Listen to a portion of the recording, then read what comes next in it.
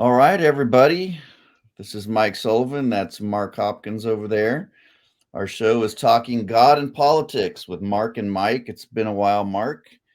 Um, but what we're currently doing is we're making our way through Alex Jones' second book.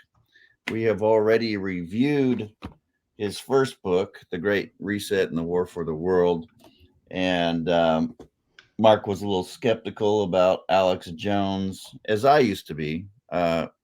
Until we really started listening to his shows and reading his books and noting how well they're footnoted and researched. And he's usually castigated for the Sandy Hook issue. The guy's made like maybe two mistakes in his life, and that's the liberal media is just going to try and define him by these two mistakes. They're not going to talk about his 98% accuracy, as far as developing what the New World Order is doing and how all that's coming to fruition today. But, Mark, we were talking a while back, it took you a little while to kind of come around to him, and you're kind of seeing it as well. And we're currently in chapter 2 of this book. And you want to review briefly chapter 1? I think chapter 1 was pretty much talking about AI, right? And the dangers of it. And we concluded basically that it just kind of comes down to who's programming the AI and where the data collection is coming from. And I know Alex Jones has talked about, how Google was pretty much a DARPA agency. And originally it was kind of sold to the public as oh, we're just getting all this information on everybody, and it's just going to be a good thing. But now it's turned into this beast. And in chapter 1, he documents Elon Musk talking to his friend, I can't remember his name, who owns Google, and he was just totally shocked that this guy believes that Google is developing a hive mind, and and he actually believes that this technology is a life form and that can become a god. And Musk was really shocked by that. And of course, in his interview with Tucker Carlson, that's pretty famous there. And even Jones has interviewed Musk a little bit on X. And Musk is waking up. And actually, Mark, I saw that Musk on X posted a video of the whole how a Marxist revolution comes about and how they try to destroy the family. And it focused mainly in on the LGBTQ and how they're trying to transition these children, from boys to girls, from girls to boys, without even telling the parents in the school, hiding from the parents that the teachers and the counselors who have the blue and purple hair and the nose rings are trying to pressure these kids to say that they believe that they're not really in the right body and all this, that, and the other. And I found it interesting, Mark, because the wake up call for Musk is that they're trying to transition one of his sons. And that, I believe, you can say all you want, but you come after someone's kid. I mean, it's on like Donkey Kong. And this is what's really waking Musk up. And, it's still out for debate as far as, where he is, but I believe he's genuinely waking up. What were your thoughts on chapter 1 before we get into chapter 2? Well, that was the thing that, it's all about, like we said, or like I said last time, it's all about, what we do with it. It's a technology just like anything else that can go bad. We as humans, take amoral things and make them immoral. And AI is no different. Technology is an amoral thing that we can corrupt and make it immoral if we want to. And I think there are a lot of non-believers out there that are looking for their God.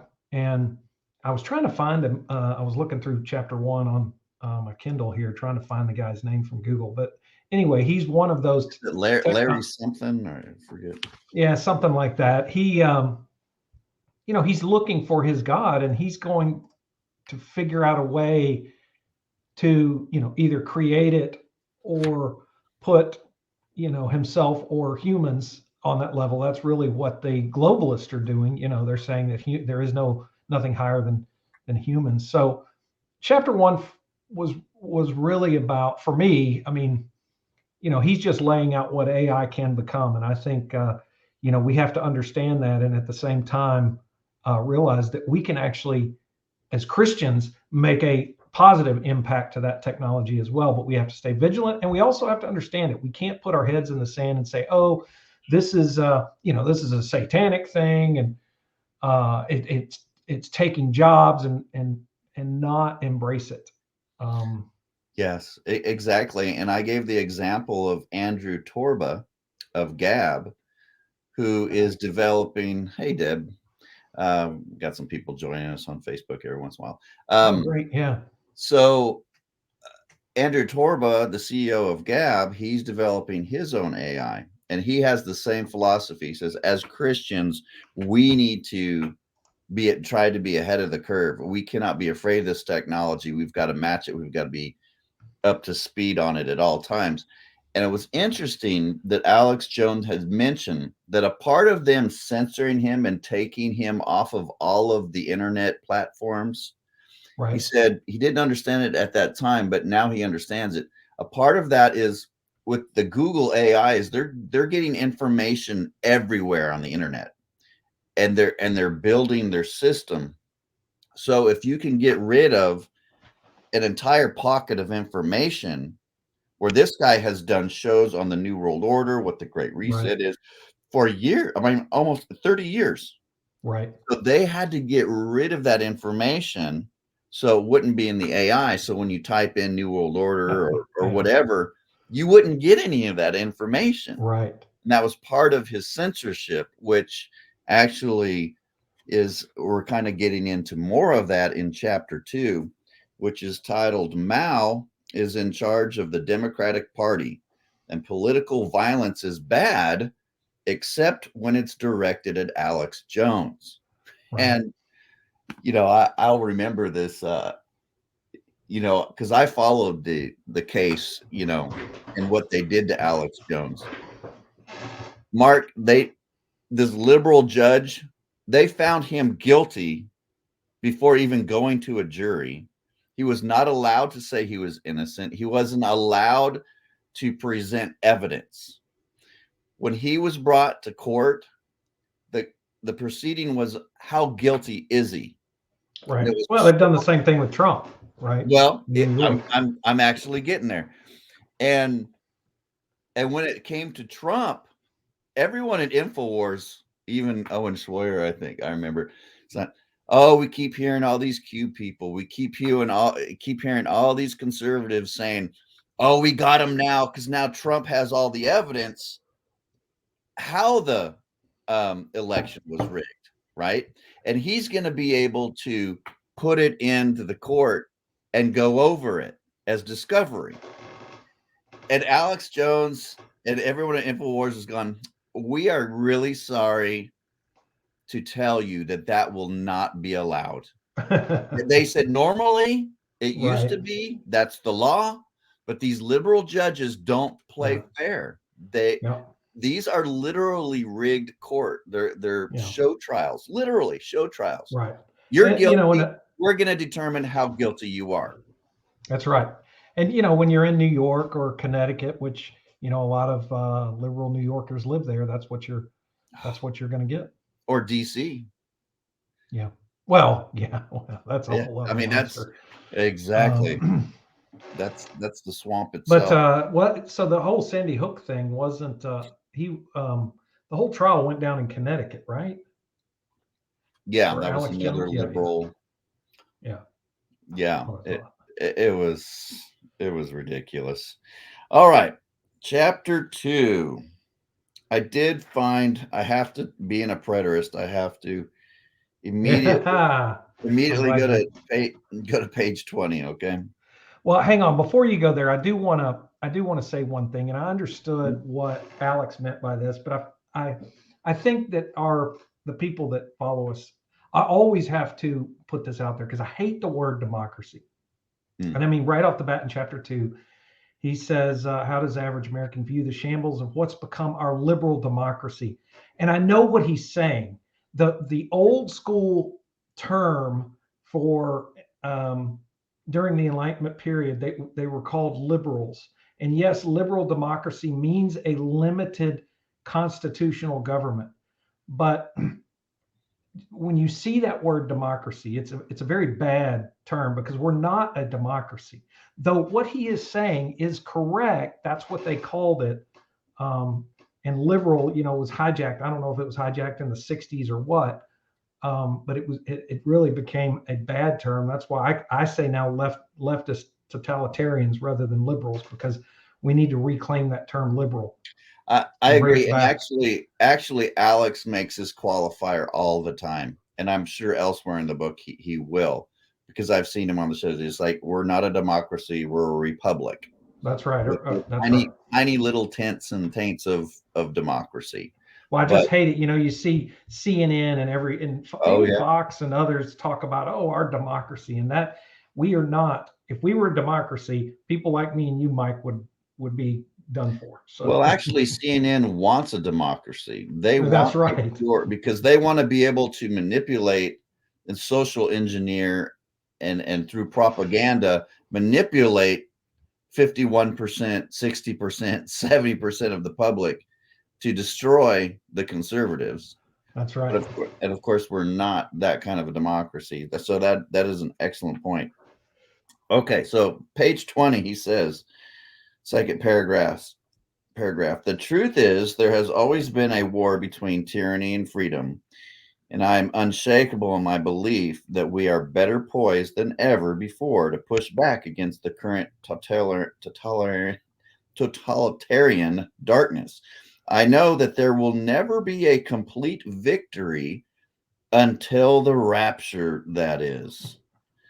And I even made a video today, and I mentioned it in my book. I've mentioned it in other lectures, but this whole psyop of modern Israel and dispensational Zionism, and how the Rothschilds have put so much of their money into Schofield, through the Oxford Publishing Company.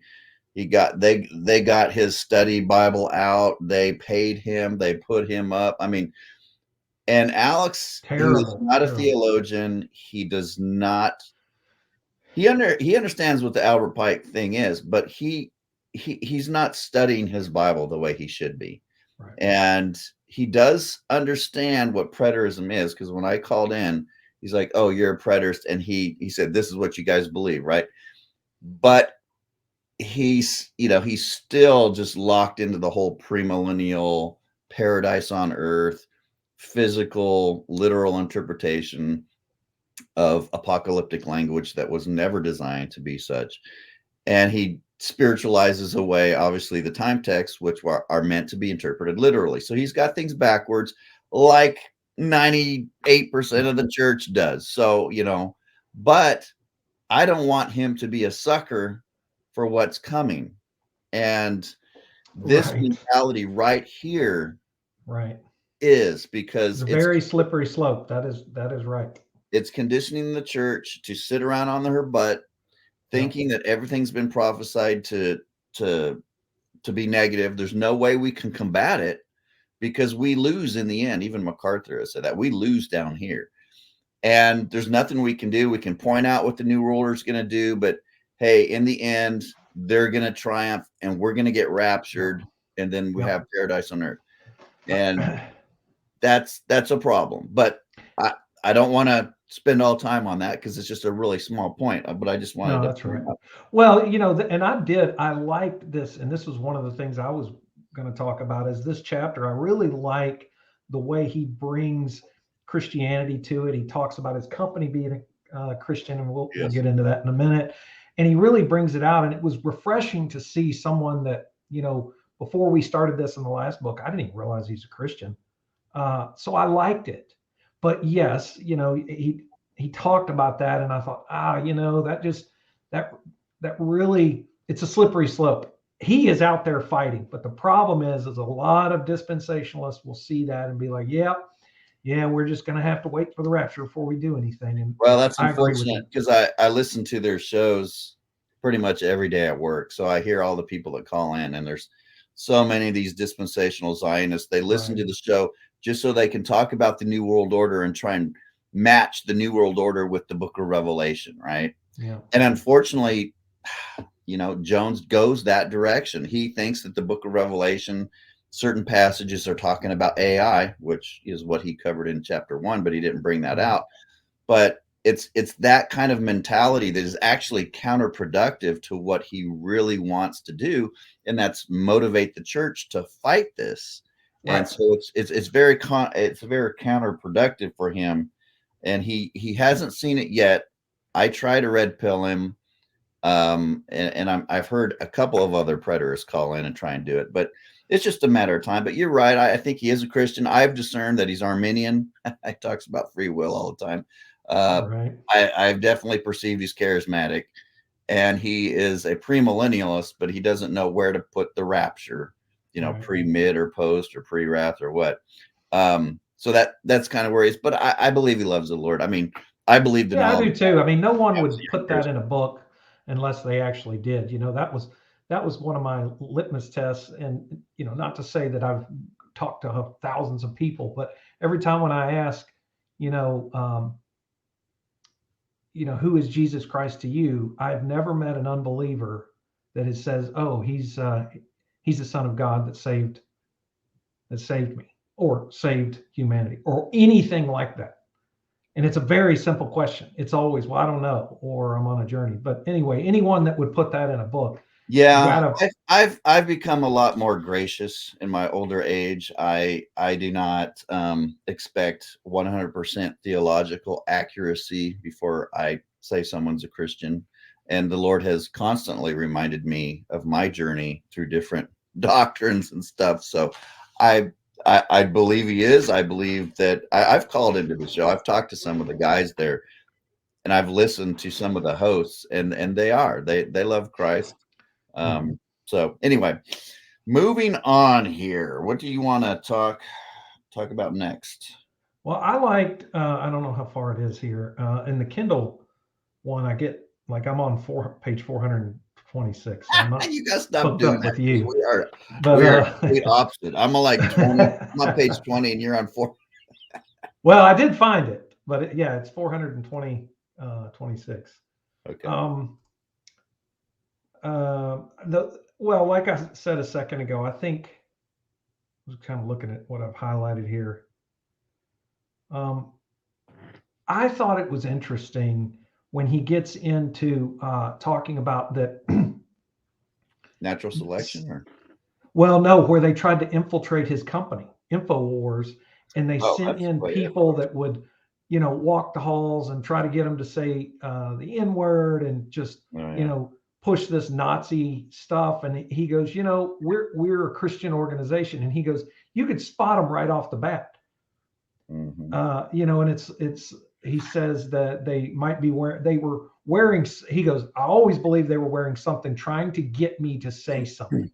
Oh yeah, And it absolutely. may not, he goes, we never hired them, but when they would come in for job interviews and all that. And I thought it was interesting because this is the first time me seeing it on paper for Alex Jones is saying InfoWars is a Christian organization. I would have never thought that until his first book. And, we discussed it.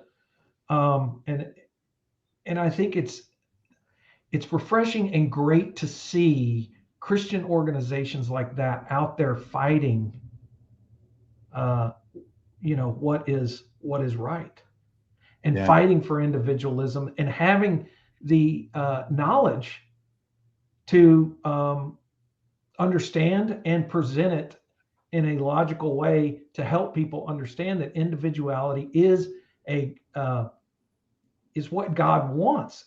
To for so long it was this social gospel thing, and that Jesus was a socialist and all this stuff for so long, and a lot of Christians bought into that, and now you've got Infowars, the man that started it, saying we're a Christian organization, and we're showing you that that is not the case. Right. Yeah. Yeah. And they host a lot of different. Stu Peters is another guy that I believe is a Christian. He's finally coming around on the whole Zionism thing. He's taking that ball and running with it. It's like a dog with a bone. I mean, he is, Well, which you is know, good. the internet has exposed the government of Israel, Mm, and more and more information's out there, and I think more and more people are realizing, oh, this isn't what I really thought it was, and they're going, okay, what is this?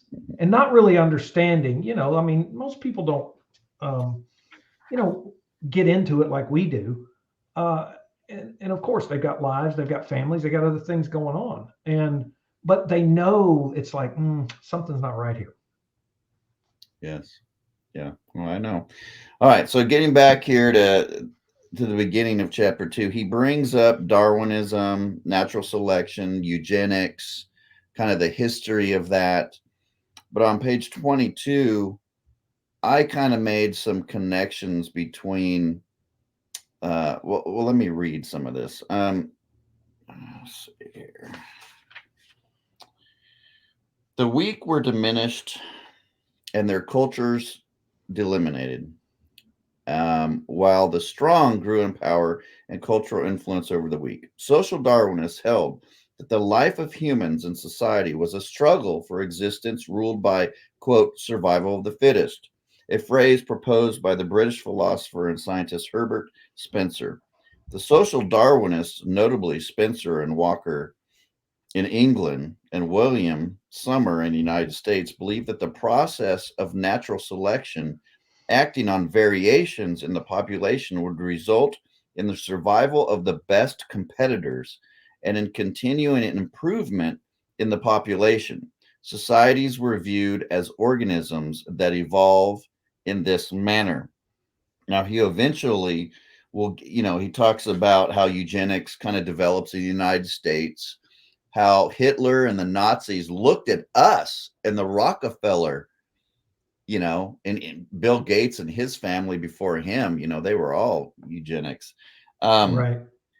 and they took what was going on here in the United States and kind of put it over there. So we by far were not, really innocent in that. And he talks about how it was developed here in the United States, and we were guilty of very large crimes in that area. And by Well, yeah, that was the Ivy League professors at the time. Oh, um, they were totally behind it. Yeah, yeah. But what I have note here, and he does bring up Yuval Noah Harari, right? And who's the transhumanist. We're evolving to the point where humans are actually going to be extinct. It's just going to be the machines. It's just going to be AI. And, that's that whole nihilistic philosophy to where humans are a cancer on the earth. That's where we get the whole global, the climate change and all that nonsense, and that we're the problem, right? And but I put up here, I said, um, bioweapons, the whole vaccine thing and the bioweapons can be targeted now. You can target certain races with these bioweapons, these, COVID, whatever. Um, so you can program these viruses to attack black people. You can program them to attack Asians. Like it can go out in the general world population, but its specific makeup, it will kill more Chinese or more blacks if that's what you wanted it to do. Uh, It's interesting, when COVID was going on, that's what the majority of the uh, Black Americans, that's why they wouldn't do the vaccine, right. because they were having, They've been their experimenting on before. grandparents were Yeah. telling them, hey, in the 70s, don't do that, Right. because I forgot what was going on in the 70s, but there was that, you know, thing that they were testing, and they were like, don't do it. So large, in fact, I would venture to say that the majority of blacks in the United States were like, no, we're not doing it. Yeah. We'll just wear our masks. But this is where this is going, because remember, uh, Klaus Schwab, Yuval Noah Harari, they talk about transhumanism, and they're wanting to evolve, just like he brings up this whole Darwinism, where philosophically, this is their mindset, right? There is no God. We're the gods. We take the creation. We form what we want because we're the creator. And then we're going to connect to a hive AI mind, and we're going to become all knowing, and we're going to evolve to be like a super Borg, the Star Trek, the Borg, right? Right. We're gonna Man, those were great evolve in episodes. that. We're gonna develop super soldiers and so on. So you can see where this philosophy takes us in the end. You can see its eschatology is technocracy and transhumanism. Right. Yeah. Highlighted here the claim that it was all about becoming more efficient in the modern society is truly appalling, sounding suspiciously like something an actual Nazi might have said. Am I going too far with that claim? How about the effort to catalog unfit families? Does it sound uncomfortably close to Yuval Noah Harari's claim that some people are useless eaters and are probably best dealt with by a program of drugs and virtual reality video games? Yeah, that's what I had underlined next. I think Exactly. Clockwork Orange. When I read that, I thought Clockwork Orange. Yes, exactly. All right, so moving on here. Is there anything else you want to talk about in that area? Well, so you had mentioned, and you have really opened my eyes to the Rockefellers and this whole, really understanding the deep state. Because for a long time I was like, yeah, there's no such thing as the deep state. It's too I had no idea there's what too that many meant. variables. I had no idea what that meant. Like, Right, okay, deep state bad. I'm not going to ask a dumb question like, well, what right, is it? Because right. everyone talks Yeah. about like they know what it is, and I'm Yeah. like, I'm not really sure I know what that is. But Or it's or funny. Really, all you did was say, follow the money. And when you follow the money, and Dr. North, Gary North used to say it, if you want to know something, just follow the money. Mhm. But he talks about, just to close out what we were saying, I don't know what page it is, but anyway, he says, I know people are likely to call me crazy when I say, did you know the Rockefellers, the Carnegies, and professors from Harvard University gave Adolf Hitler some of his most evil ideas? Yes. And he says, and that's the truth. Yeah, And they did. that's absolutely right. Okay, and then he gets into Mao and the Chinese Revolution, and he does point out how, and I saw this in his buddy's film. I think there was a video. I think it was called The Great Awakening.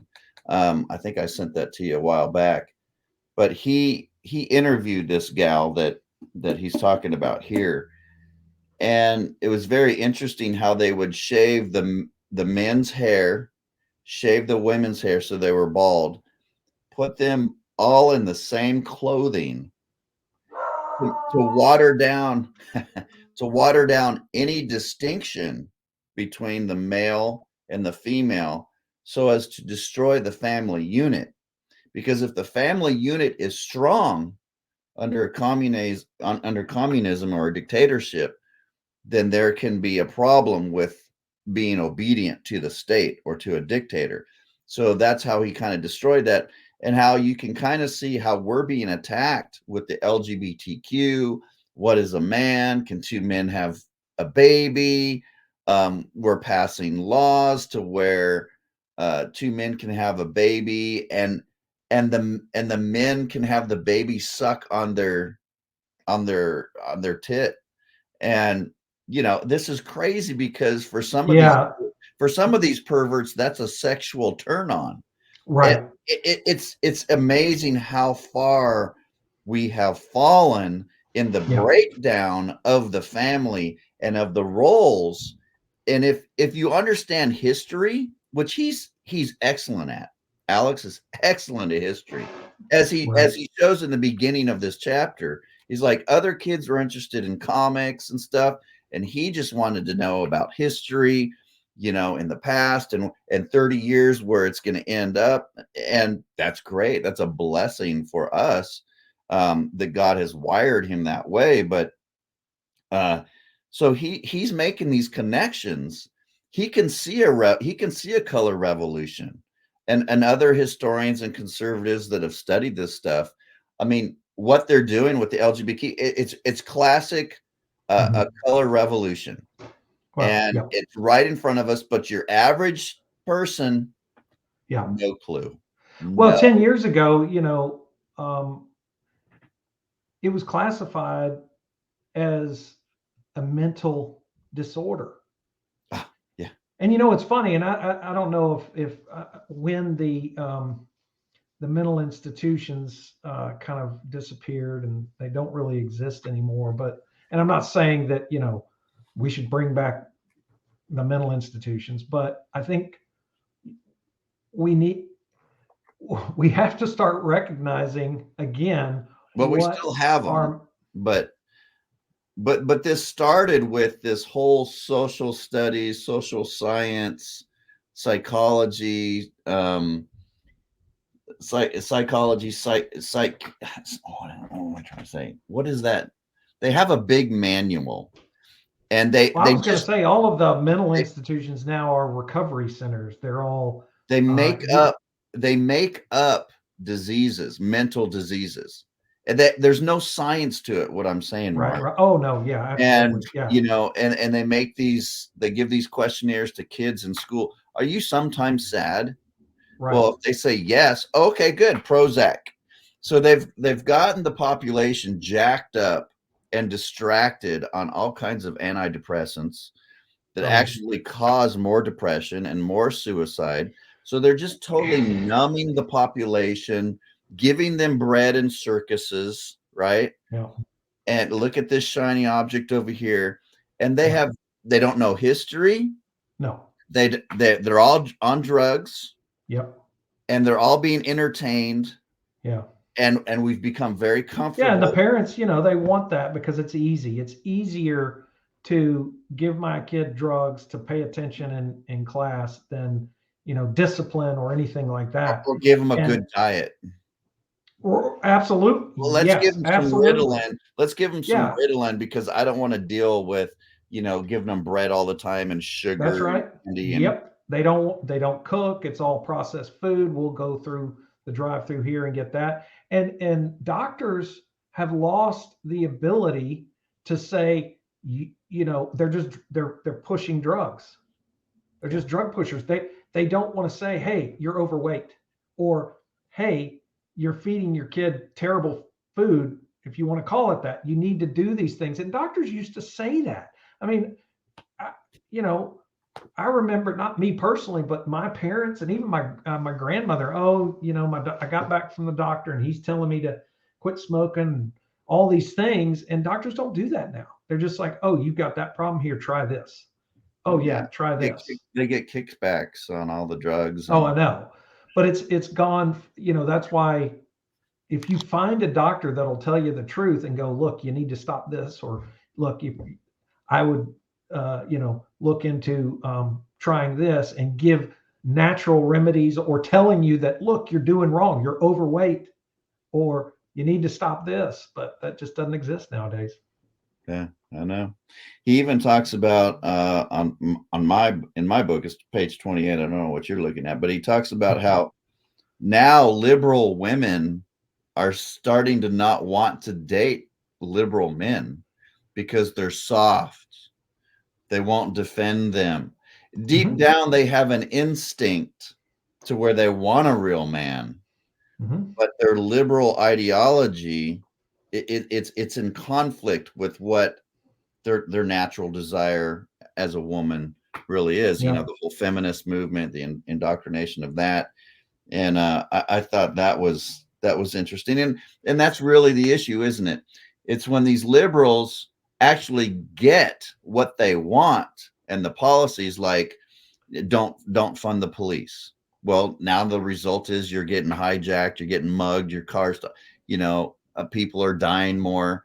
And so when they begin to reap the consequences, reverse migration, they've got all these migrants that are now stealing their phones on mopeds and dragging women through the streets, raping women, beating cops.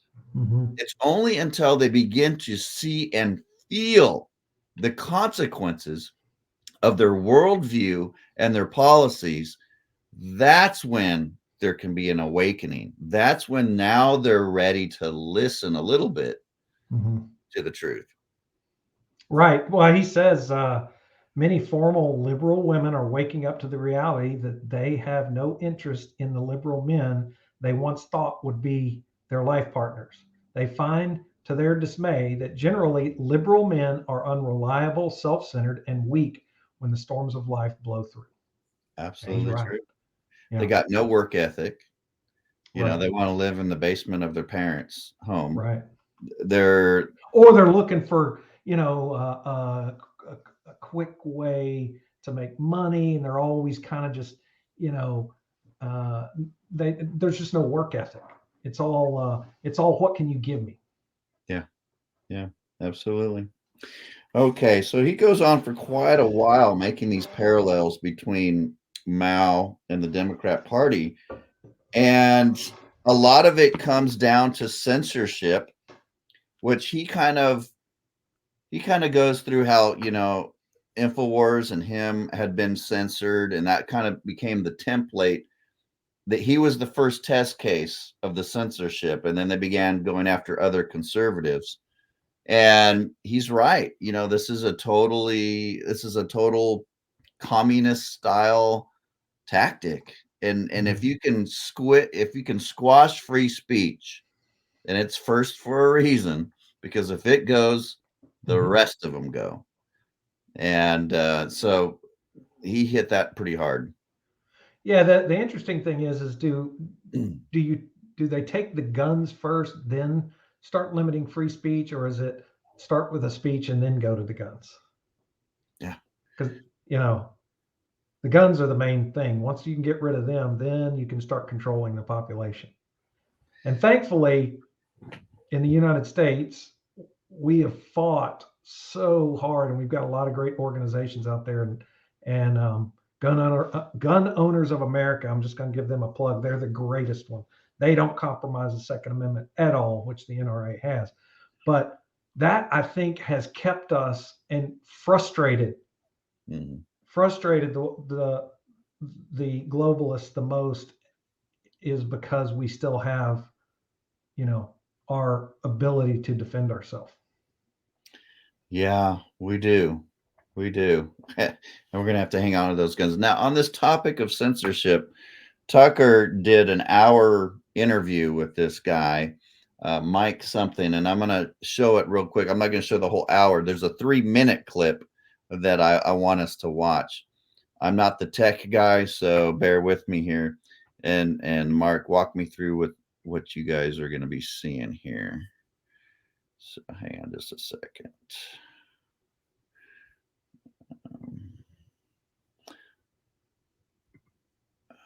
Okay, can you see that? Yeah. Okay, let's play this real quick. Said on tape that they were set up to do what the government was banned from doing itself.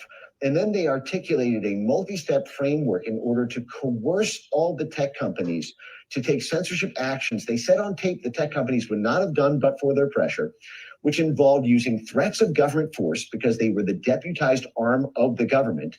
They had a formal partnership with the DHS. They were able to use DHS's proprietary domestic disinformation switchboard to immediately talk to top brass at all the tech companies for takedowns. And they bragged on tape about how they got the tech companies to all systematically adopt a new terms of service speech violation ban called delegitimization, which meant any tweet, any YouTube video, any Facebook post, any TikTok video, any Discord post, any Twitch video, anything on the internet that undermine public faith and confidence in the use of mail-in ballots or early voting drop boxes or ballot tabulation issues on election day was a prima facie terms of service violation policy under this new delegitimization policy that they only adopted because of pass-through government pressure from the Election Integrity Partnership, which they bragged about on tape, including the grid that they used to do this, and simultaneously invoking threats of government breaking them up or government stopping doing favors for the tech companies unless they did this, as well as inducing crisis PR by working with their media allies. And they said the government, DHS, could not do that themselves. And so they set up this basically constellation of State Department, Pentagon, and IC networks to run this pre-censorship campaign, which by their own math had 22 million tweets on Twitter alone. And mind you, they did this on 15 platforms. So this is hundreds of millions of posts, which were all scanned and banned or throttled so that they could not be amplified, or they exist in a sort of limited state purgatory, or had these frictions affixed to them in the form of fact-checking labels where you couldn't actually click through the thing. I remember those. It was an inconvenience to be able to share it. Now, they did this 7 months before the election because at the time they were worried about the perceived legitimacy of a Biden victory in the case of a so-called red mirage blue shift event. They knew the only way that Biden would be able to would win mathematically was through the disproportionate Democrat use of mail-in ballots. They knew there would be a crisis because it was going to look extremely weird if Trump looked like he won by 7 states. And then 3 days later, it comes out actually the election switched. I mean, that would put the election crisis of the Bush-Gore election on a level of steroids that the national security said, well, the public will not be prepared for. So what we need to do is we need to, in advance, we need to pre-censor the ability to even question legitimacy. This took out. Wait. May I ask you to pause right there? So what you're saying is, what you're suggesting is, they knew the outcome of the election 7 months before it was held. It looks very bad. Yeah. I mean, they knew that if they controlled it enough, that they could make it happen without question. And the fact that mail-in ballots was the linchpin to get Biden in, without a doubt. And we're seeing it. All of the corruption has come to the surface, as it always does. We're seeing it now.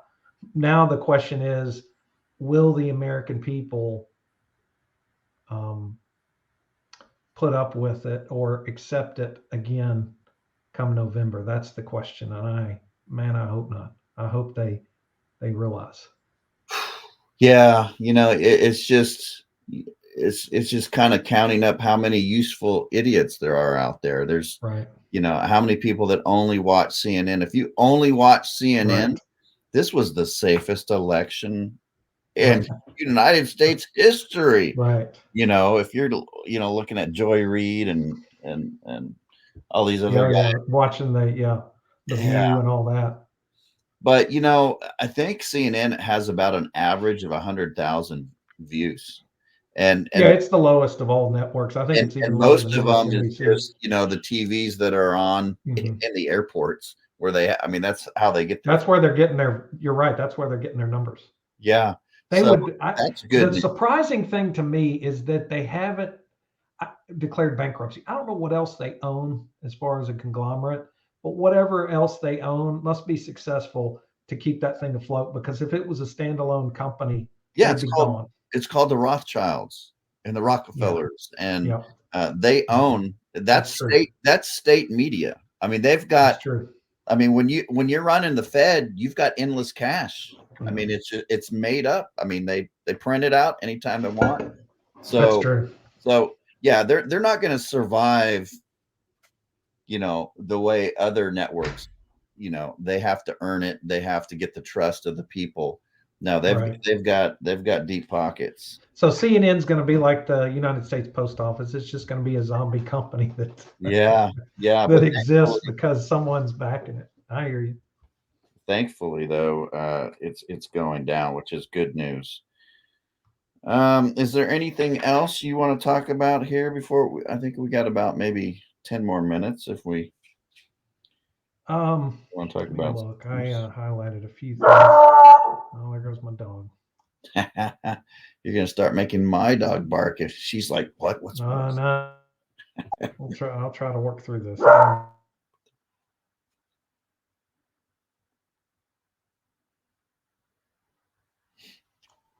Yeah, you know, he focused. I like that. Like I said earlier, I think he's really honing in on Christian values, which I like, because all Christians need to understand that God is about individuality, and God is individual to each one of us. But at the same time, you know, there is this common thing that we have, but it is about individuals. And I like that he brings in his Christian beliefs and really shaping it into, you know, he talks about the Constitution and all that, being individual, and that is that's what I love most about this chapter too. Because I think we've lost in a lot of ways, we've lost the ability to recognize, first of all, that the Constitution was not written for us. It was written to limit the federal government, and that the states had the power. And if you notice, all of the states at the time that, you know, not that the states that ratified it, their state constitution mirrored the federal, because the people understood also that the state needed to be controlled, that they wanted not just limit the federal government, but we limit the state government as well. But when it comes down to it, the state has their rights, and that the federal constitution is designed to limit the federal government. It was never designed to dictate what rights we get and what rights we don't get. Now, you know, and he does get into this a little bit, and he got into it in the first book, The Great Reset, but he does in this chapter touch upon corporations, right? Oh, yes. And how the New World Order, these globalists, Klaus Schwab, are working through corporations and organizations, Black Lives Matter. And we just got done watching that video where they're working through the tech, the FBI, the CIA, our intelligence agencies are completely corrupt. Historically, the Rothschilds have infiltrated any, you know, the Masons, whatever. And at the higher up levels, they use them as an intelligence agency gathering and spying organization. And of course, we've seen that, you know, everything's coming out now that Trump was right. And we knew this, but now it's official. Yeah, they spied on his campaign illegally. Oh, absolutely. It's all coming out.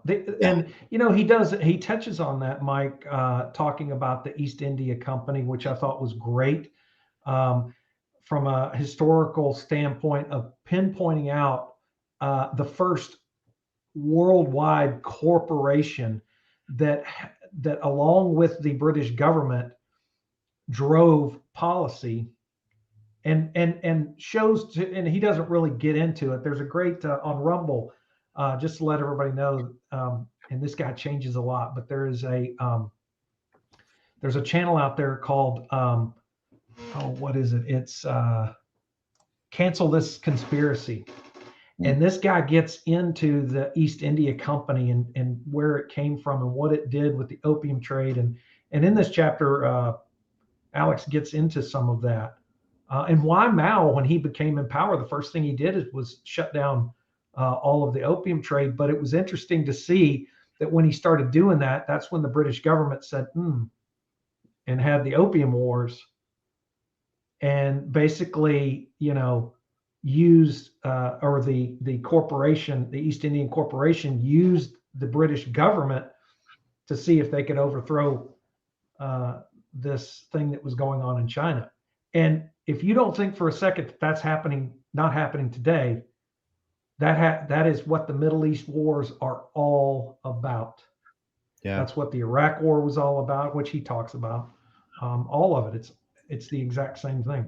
So we have them working through corporations, through our capitalist system, trying as a workaround of the Constitution, implementing the ESG scores, and Which, by the way, that's the definition of fascism. You know, yes, they think that working with capitalism is corporations. fascism. It's Yes. not. Fascism is government working with big corporations to push their agenda and what they want.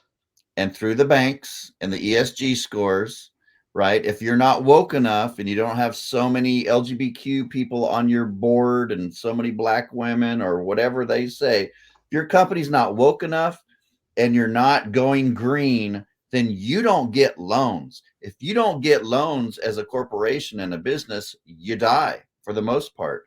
So they're being forced. And hopefully if Trump gets back in there and he starts, tying up some of these holes, these loose ends that they're making their foothold in. So it's through the banks, it's through corporations, it's through the CIA. Like you're talking about, the CIA was run by dark money, by selling drugs and pimping kids and women. I mean, through sex trafficking. I mean, so many people have got, because of movies, that the CIA, they're these great patriots. Yeah, Nothing could be farther from the truth. Now, there might be some, but for the most part, that organization definitely at the top, just like the Yeah, and in fact, I've got a great book. I'll bring it up in our next episode to share with everybody because I know we've only got about 4 minutes left. And I did want to just kind of say a few things around individuality and yes, close this out. share a book at least. I had a couple, but I'll share one. So, do you have anything else? No, go ahead and close us out. And then So Ron Paul's farewell speech when he retired from Congress, a great speech. It's on YouTube or Rumble. You can find it, and man, it was awesome. But he says part of his farewell speech, he said, should it not be our goal? Most of the change, if it is to come, will not come from the politicians, but rather from individuals, family, friends, intellectual leaders, and our religious institutions. The solution can only come from rejecting the use of coercion, compulsion, government commands, and aggressive force to mold social and economic behavior. And he ties those two, social and economic behavior. And I think that is absolutely,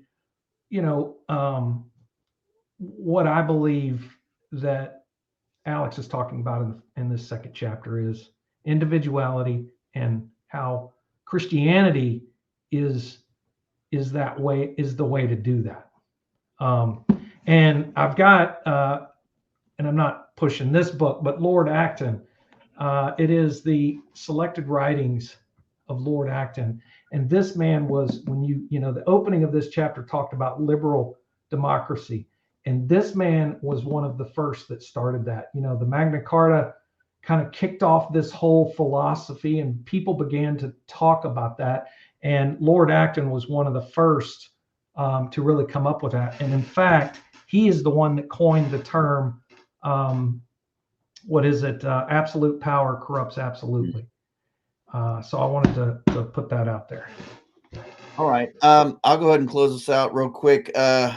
Basically, what I see, God has kind of raised up Alex to be a bullhorn, and kind of through his family being in the intelligence agencies and yet being patriots, he just has a very strange upbringing that's totally different than your normal teenager. And God has taken him in this direction. And, we learn, you can only learn so much from books, Mark. But what God does is he puts us in the fire. He puts us in trials that are so painful. And you learn more from painful trials and personal experience than you'll ever learn in, reading something about communism and how it's impacting. So what he's doing, which is really good, and I think God has really done this in his life, is he's gone through all the censorship. He's been canceled. He's like the first test case that they went after because he was the one showing the bigger picture of what's really taking place.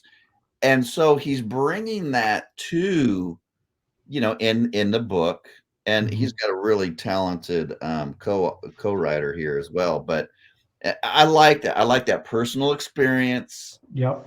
And he connects it to everything. Yeah, I agree. He is, I even when I didn't agree with him, and I was like, yeah, he's a conspiracy guy. I said, but you know what? He is out there fighting, and he understands liberty. And even Ron Paul was behind him. And I said, I don't agree with a lot of what he's saying, but I'm behind him because of that. And thankfully, I was open up enough Right. that here I am saying, man, I'm one of his biggest fans. Yeah. But I did want to call out Deb, and thanks for the information she's put out there. I hadn't figured out how to reply yet, but thank you, Deb, for hanging with us tonight. Good information. Yes. Thank you, Deb. All right, brother. Well, we'll see you. We'll do another episode within a week or two.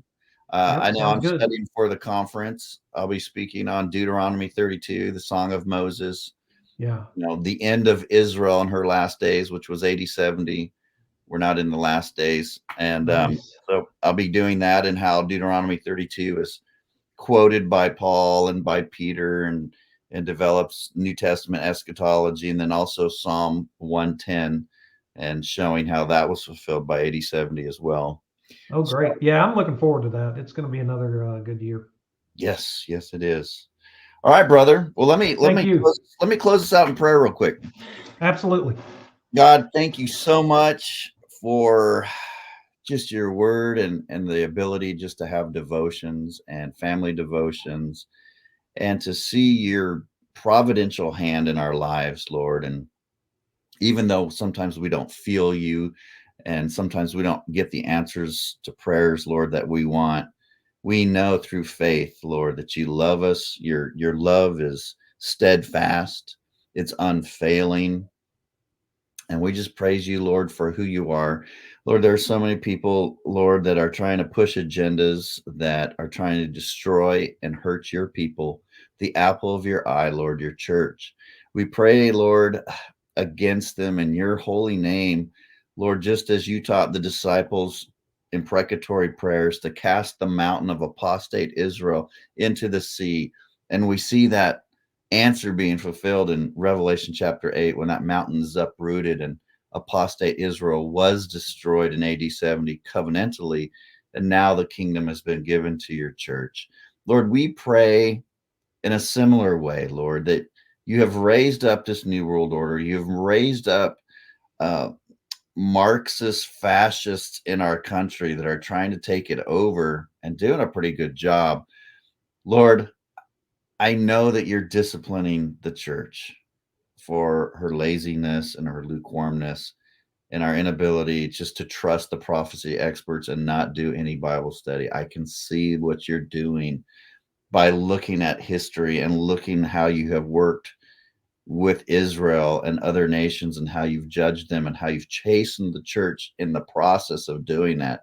So I praise you, and I know that you, in Psalm 2, Lord, you're up on the throne, and you laugh at the nations when they're trying to overthrow you and trying to harm your people. So we trust you, and we praise you because you're sovereign. You're the sovereign king on your throne. God, just continue to bless us as we read this book, and get other people, Lord, to study with us if you want them to. And so we just bless you and thank you tonight for a good show. In Jesus' name, amen. Thank you, brother. Amen to that. Good to see you, man. All right. You too. Take care. All right.